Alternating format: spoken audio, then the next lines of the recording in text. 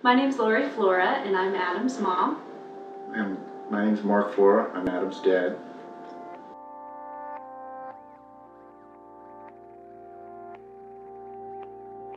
We found out I was pregnant, and we found out it was twins, and it was very exciting. And then I went in for a regular checkup at about 19 weeks, and the doctor actually told me I was in labor. And so he put me in the hospital right away, and was in there for bed rest. And then I continued to be in labor, and they finally came in and said, we've got some problems here and we're going to have to deliver you. And that was at 23 weeks. And it was at that time they actually told us that probably they wouldn't make it.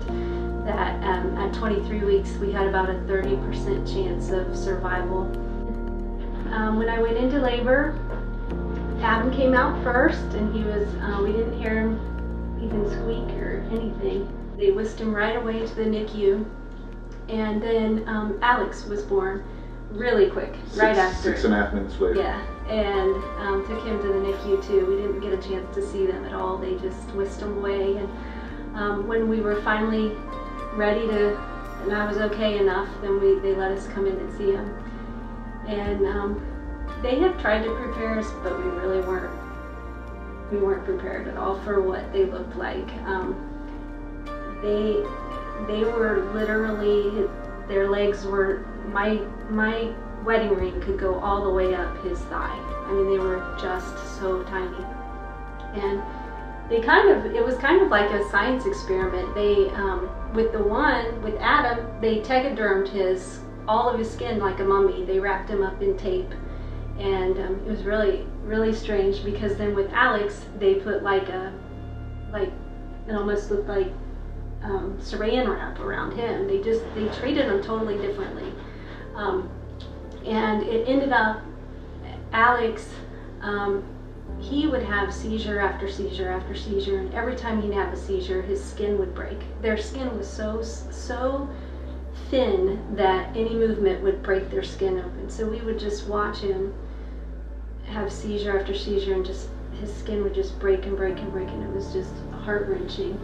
Whereas Adam, they had him all taped up, and when he would move, it didn't break. So it was interesting, and we'd ask him questions like, why are you doing it for this one and not that one? And they just said that there's no pure good answers for what works, and so they were just trying different things. And I remember several times a day they'd roll in a ultrasound and do an ultrasound of their brains, and Alex had a level 4 brain bleed, and he just got worse and worse. And I remember about 7 days in, they said, this is looking really bad. Do you want us to continue care? And Sunday. Yeah, and we just went home and prayed that we wouldn't have to make that decision, that God would make that decision. And the next day, we got a call, and they said, you need to come in now, because Alex isn't going to make it. So I remember going into the NICU, and they had all the lights off except for the one right above his isolette, and all the parents were gone. And when we got there, it was too late, but we did have a chance to hold him and have some time, just reflecting and praying. And then our family got to come in and say goodbye. And we kept peeking over at Adam, and he was still there, still kicking. But it was pretty soon after that they pulled Mark and I into the little room in the NICU. And they said, this is probably going to be the same result for him. And 23 weekers just don't make it. And if they do, they're going to have significant problems. And I remember the one neonatologist said, you've got to think about the quality of his life and the quality of your life, because you're going to always have to care for him. And he's never going to walk, he's probably never going to talk. Your life is going to be totally upside down different.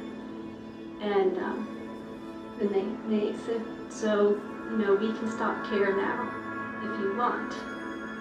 And I remember we just, whatever. I don't ever remember it being a decision. It was never, we were young and naive, and he was my son.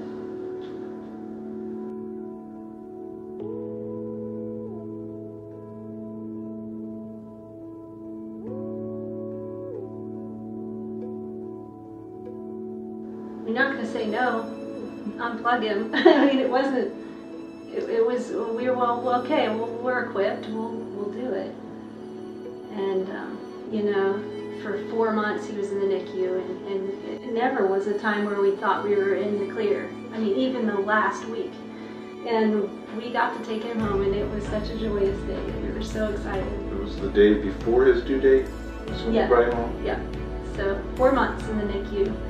The first time I heard my first story was when I was about 5 or 6. Really, it was the first day after kindergarten. I came home from kindergarten, and that day we had talked about what it meant to really be a Christian and what Christianity really was. And so I came home and I asked my mom, I said, hey, you know, what does following Jesus really mean? Like, what does it mean to you?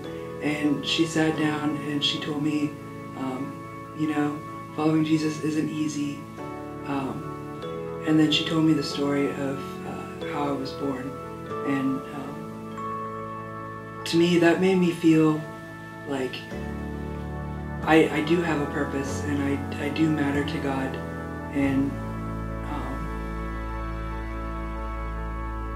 like I should be willing to follow him because he has done so much for me. When we came home from the hospital, I was still in survival mode. It wasn't like I planned, okay, now here's what my plan is. It was more living moment by moment, relying on God moment by moment. I don't think that I had a real big picture in mind. We got through another day, and this day he ate, and this day he tolerated his medicine, and this day he only had 3 DSATs. I think I was in survival mode until we went to Disney World. Yeah. I mean, I remember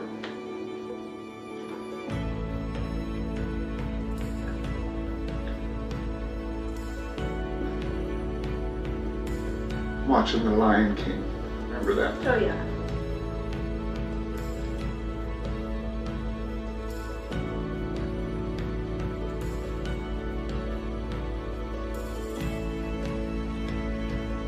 It was the first time I remember thinking, he's going to be okay.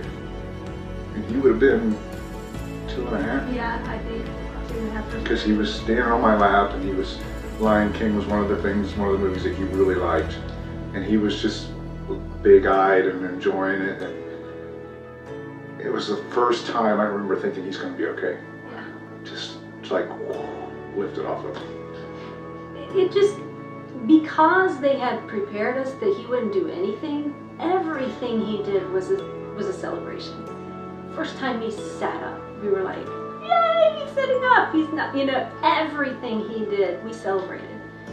He didn't walk till he was 16 months old, but we didn't think he was going to walk. So, I mean, we partied for everything and celebrated and praised God for every milestone that he made. And I think it was kind of a gift, because a lot of parents, you know, it was the first time they sat up, but we like celebrated when he did that. So, but as far as faith, it wasn't, you know, I didn't think, I have faith that God's going to make this him a miracle. I had no idea he was going to be okay, but I had faith that he was going to equip us with what we needed that day.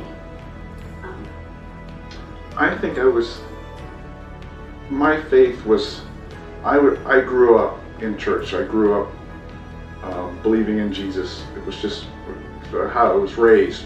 But I was young in it being my personal faith. And so a lot of the faith part of the journey, I just modeled how I saw my parents and my grandparents. Because it takes a lot to say yes to what they think God is calling you. I mean, at that point, at the point where they had to decide where to keep me or not, my brother had just died, and the doctors had said, you know, he's not going to amount to anything. He's not going to do anything. So why would you keep him? Why would you keep him around? And I think it took them so much faith in God and so much trust in Him